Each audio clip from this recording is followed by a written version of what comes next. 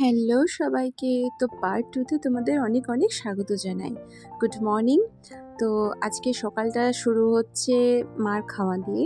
মা খাওয়া-দাওয়া করছে, অপারেশনের জন্য রেডি, স্নান-টান করে নিয়েছে। তো মাকে খেতে দিয়েছে মা একটা নিরামিষ ঘ্যাট তরকারি আর তার সাথে দিয়েছে মাছের ঝোল। তো মা তো খেতে চাইছে না, স্বাভাবিক এটাই, কারণ অপারেশনের আগে তো মানে মনের মধ্যে টেনশন থাকে, তো খাওয়াটা ঠিকভাবে হয় না। কিন্তু খাওয়াটা খুবই জরুরি। আর আমাদের ডাক্তারবাবু বলেই দিয়েছিলেন যে পেট ভরে যেন উনি ভাত খেয়ে আসে। আর তোমাদেরকে বলে রাখি, মার চোখের যে অপারেশনটা হচ্ছে এটা হলো নেত্রনালী অপারেশন, আই ক্যানেল অপারেশন। মার সমস্যাটা হলো মার চোখে মানে সবসময় একটা জ্বালা পোড়া, আর মনিটা সবসময় ব্যথা করে, আর চোখ দিয়ে অনবরত জল পড়ে। মানে এটা কন্ট্রোললেস, মানে একটা চোখ দিয়েই, মানে মার ডান সাইডে চোখ দিয়ে জল পড়তো। তো যাই হোক বন্ধুরা, আমরা রেডি হয়ে গেছি আর আমি টোটোতে মাকে নিয়ে যাচ্ছি। আর আমার সাথে আমার হাজব্যান্ড আছে, ও স্কুটি নিয়ে যাবে। আর কাউকে আমি আসতে না করেছি। মেয়ে বাড়িতে পড়াশোনা করবে, কারণ অপারেশনটার ডেট ছিল শনিবার আর আমার মেয়ে সোমবার থেকে পরীক্ষা, তো বাড়িতে বসে পড়বে। দেখো আমরা চলে আসলাম, এটা হলো সৃষ্টি মেডিকেল। আর এখানে ডাক্তারবাবু বসেন, এখানে অনেক ধরনের ডাক্তারবাবুরাই বসেন। আর এই দেখো অপটিক্যাল সেন্টারে আমরা চলে আসলাম, সেটা দোতলায় আছে। তো এখানে বসে কিছুক্ষণ ওয়েট করছিলাম। ডাক্তারবাবুর যিনি অ্যাসিস্ট্যান্ট উনি হলেন দীপক দা, উনি আসবেন। তো সৃষ্টি মেডিকেলের এই উপরতলাটা আমি কখনো আসিনি। হ্যাঁ, নিচতলায় যে গাইনো স্পেশালিস্ট আছে ওনার কাছে আমি একবার এসেছিলাম চেক আপের সময়। উপরতলায় যা দেখলাম, এখানে পাওয়ার চেক আপ, তারপর ল্যাবরেটরি, আর এখানে একটা রিসেপশনও আছে। আর এই দেখো আমি সই করছি মানে রেজিস্টারে। আর এই যে ইনি হলেন দীপক দা, মাকে চোখে ড্রপ দিয়ে নিচ্ছে। আর যতবারই মার অপারেশন হয়, যতবার মানে আমার শাশুড়ি মার শরীরে 4 বার অপারেশন এটা নিয়ে, ততবার আমি সই করি, কারণ আমার হাজব্যান্ড বলে তুমিই করো। আর এই দেখো অনলাইন পেমেন্ট করছি, আর অপারেশনের আগেই পুরো টাকাটা এখানে দিতে হবে। তো সৃষ্টি মেডিকেলের সব প্রসিডিওর কমপ্লিট করে আমরা এখন চলে আসলাম মা সেবাতে। তো আমরা জানতাম না যে ওখানে অপারেশন হবে না, তো আমাদের একটা নার্সিংহোমে পাঠিয়ে দিল। আর এই দেখো আমি অ্যানেস্থেশিয়ার ইঞ্জেকশনগুলো কিনে নিচ্ছিলাম। আর এখানে বসে মা নিজে সব জুয়েলারিগুলো খুলছে। ওই যে সামনে তোমরা বিজ্ঞপ্তি দেখতে পাচ্ছ, ওখানে বলেছে যে সব রকম জুয়েলারি কিন্তু খুলে তোমাদের অপারেশন থিয়েটারে ঢুকতে হবে। আমাদের সাথে আরেকজন পেশেন্ট পার্টি ছিল, তাদেরও সেম অপারেশন মার সাথেই করাবে, মানে মার হওয়ার পরে তাদের হবে। তো মাকে অপারেশন থিয়েটারে নিয়ে গেছে, আর ওখান থেকে আমাদের বলে দিল যে আপনারা বাড়িতে গিয়ে খাওয়া দাওয়া করুন। তো বাজে 1:30। মাকে অপারেশন না করানো পর্যন্ত খাওয়া দাওয়ার কথা তো ভাবতেই পারছি না। তো নার্সিংহোমের পরে দুটো দোকান আছে, সেই দোকানে একটাতে বসে আমি আর আমার বর চা খেলাম। মাথাটা একটু ব্যথা করছিল, তো চাটা খুবই ভালো বানিয়েছে। এই দেখো ঘড়িতে বাজে এখন 2:30। আর একটা ঘটে গেছে দুর্ঘটনা।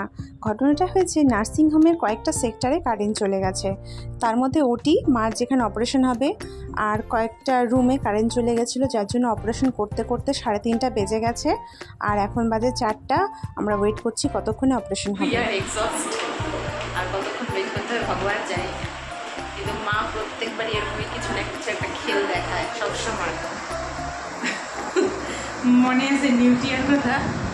নিউটিয়াতে যখন আমাদের অপারেশন ছিল, তখন বলছে 3টার মধ্যে ছুটি হয়ে যাবে। তো 3টার জায়গায় 3:30, 4টা, 4:30। লাস্টে আমি বলছিলাম যে আমি কিন্তু এখন দরজা খুলে ঢুকে পড়বো, পেশেন্টের কী হচ্ছে আমি কিচ্ছু খবর পাচ্ছি না, কেন এত সময় লাগছে। সো এইবারও লেটে অপারেশন শুরু হলো, এখনও কোনো খবর টবর কিছু নেই।